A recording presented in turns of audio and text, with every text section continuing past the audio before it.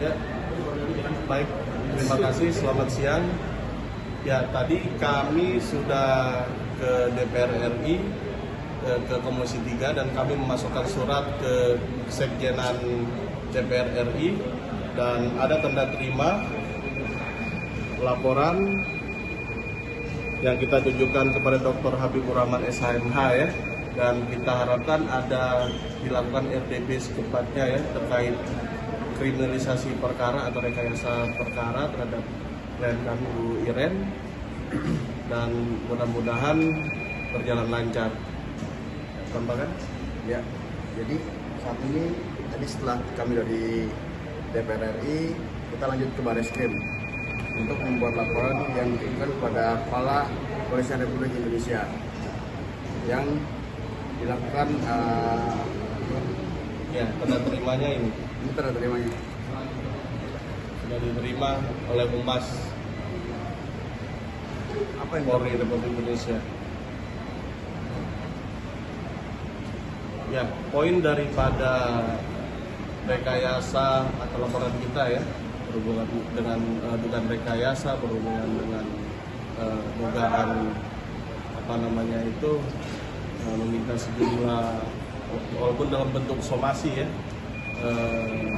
pemerasan ataupun kriminalisasi, tentunya jelas berhubungan dengan pasal yang ditujukan 372, 378 tidak terpenuhi karena dasarnya adalah jelas dalam perjanjian tanggal 31 Januari 2024. Kemudian dari pihak Diana Jo 2 kali melakukan somasi dengan nilai total 811 juta ya. Kemudian kami tanggapi ya, bukan tidak tanggapi, dan kita menjawab somasi tersebut ya, dan kita bertanya juga dalam somasinya kerugian apa yang dimaksud. Nah, setelah itu dari pihak Dianajo membuat laporan polisi tanggal 7 Mei ya, 7 Mei 2024 yang menyebutkan tindak pidana 372, 378 dan 406. 372, 378 tentu tidak terpenuhi. Kemudian 406 ini itu yang menurut klien kami sangat membingungkan. Pengerusakannya di mana? Karena dari videonya jelas tidak ada barang yang dirusak, tidak ada barang yang dibuang ke tong sampah ataupun tempat limbah, dan kondisi barang dalam kondisi baik. Dan kami mencari keadilan sampai Komisi 3, sampai ke Kepala Kepolisian Republik Indonesia, dikarenakan bingung terkait apa yang dirusak sampai dijadikan tersangka gitu ya. Silakan ditambahkan. Ya. Pada intinya kita berawal dengan baik-baik. Semua ruko renovasi saya yang siapkan, dan Diana Jo itu menyiapkan mesin yang katanya miliaran rupiah. Tetapi yang ditaruh di tempat saya bukan mesin itu. Dan kalau dibilang kerugian lebih banyak di saya. Dan kalau memang mau baik-baik berdamai, saya yang meminta baik-baik, tetapi dilayangkan somasi. Setelah somasi, laporan polisi yang membingungkan saya. Somasi yang bukan sesuatu yang harus saya gantikan. Kalau memang saya harus gantikan, saya akan gantikan. Kita bisa bicara baik-baik, tetapi langsung masuk laporan polisi. Dan itu pun saya tidak atur kok, saya selalu datang. Semua saya hadapin. Karena saya tidak melakukan penipuan, tidak melakukan penggelapan maupun pengerusakan. CCTV itu dipasang tanpa sepengetahuan saya di dalam ruang treatment. Apakah itu etis? Ruang treatment loh, ruang treatment untuk slimming. Kalian tahu semua kan, ruang treatment slimming itu kita harus buka baju. Kalau pasien tahu, bagaimana itu akibatnya? Apakah punya etika kerja? Tolong diperhatikan sekali lagi. Saya butuh perlindungan hukum. Saya butuh hak saya sebagai orang Indonesia. Kenapa hanya karena kekuatan seseorang, lalu semua bisa dilancarkan sampai saya menjadi tersangka? CCTV itu diturunkan pun secara baik-baik, karena saya juga kaget ada di ruang treatment tanpa izin sekali lagi saya bilang tanpa izin. Saya serah terima dengan baik, tidak ada kerusakan, ada tanda tangannya. Dan laporan itu di bulan Mei, sedangkan barang diterima di bulan November. Logikanya di mana? Tolong Bapak Polisi yang terhormat, dilihat sekali lagi.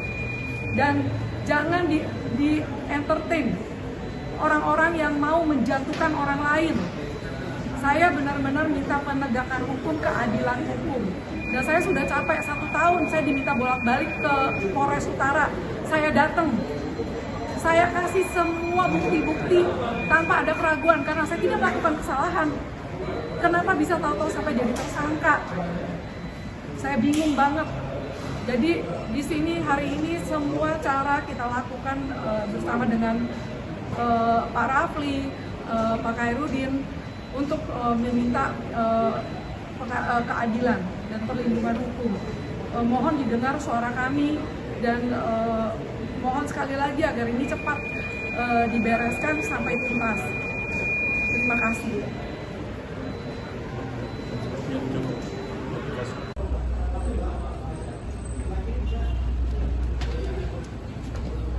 Ya, selamat pagi menjelang siang. Ya, barusan kami sudah menyampaikan ya surat ke Sekretariat Jenderal Gedung DPR RI yang kita tujukan ke Komisi 3 DPR RI. Nah, ini berhubungan dengan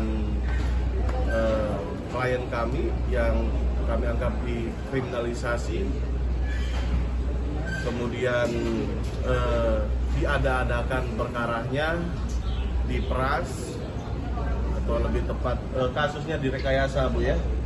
Adanya pengerusakan, padahal tidak ada pengerusakan, adanya penipuan penggelapan, bahwa padahal jelas ada perjanjiannya. Betul, dan Di ada kita bukti transfer. ada bukti transfernya. Semuanya jelas.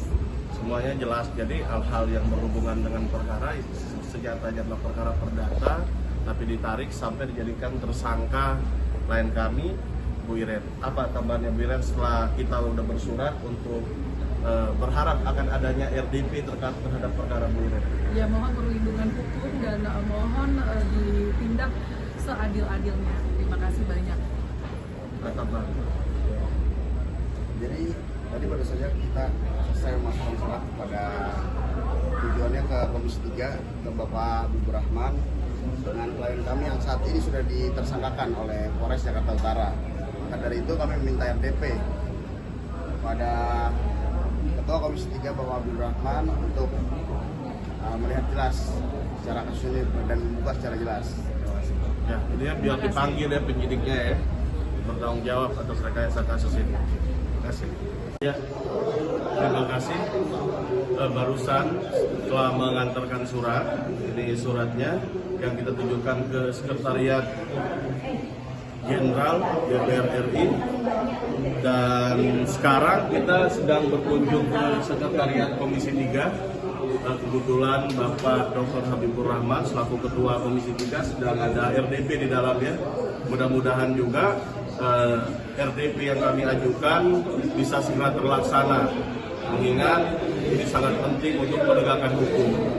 Karena pada kenyataannya kriminalisasi hukum, rekayasa kasus masih terus ada, yaitu menimpa klien kami, Bu Iren, dan bukan hanya itu, cenderung adanya pemerasan dalam permohonan surat yang kami kirim ke Komisi 3.